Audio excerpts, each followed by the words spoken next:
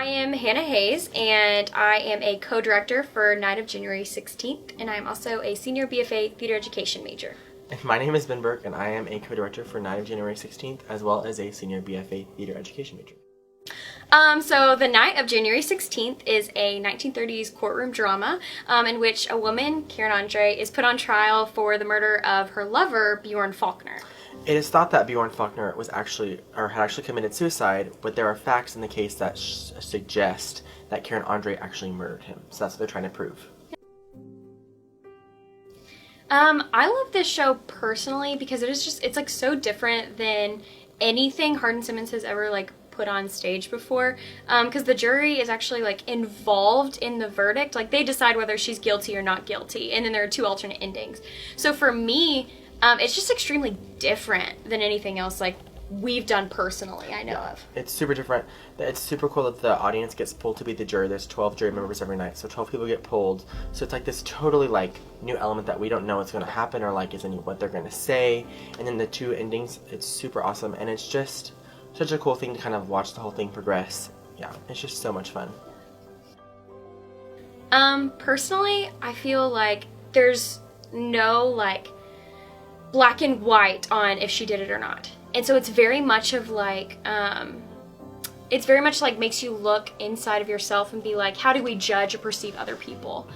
Is somebody a bad person because of the actions they've done in their life? Do we automatically write them off?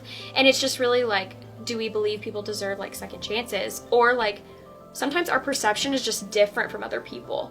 I might see something as bad because my moral judgment is one way, but Ben might see something as hey, that's not that bad because his moral judgment is different. And so it's just one of those things. It's what are your morals and what do you find your standards to be in that? And I think it's also one of those things where you can see both sides of things, and it's not a negative or an accusatory or attacking thing. There's just different sides of the coin. Yeah. And so I just hope that people can take away that you can have different opinions about things, and it's okay, and no one's really right or wrong. It's just kind of how the cookie crumbles. Exactly. So. Also, it's just such a unique experience. You are enthralled. You are a part of the show, no matter if you're in the jury or not. It's just such a different experience. It's more intimate.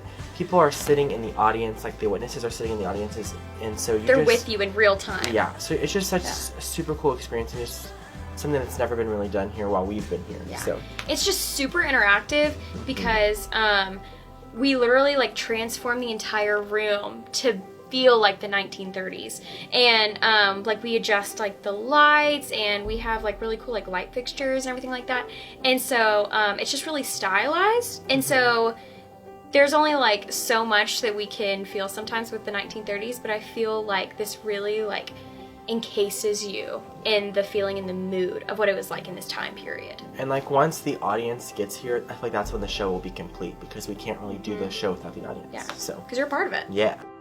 So just come and just have a good time with us. Yes, just come be in it. They've worked super hard, and it's such a beautiful show, and so come support us, come support them, and just be transported back into the 1930s.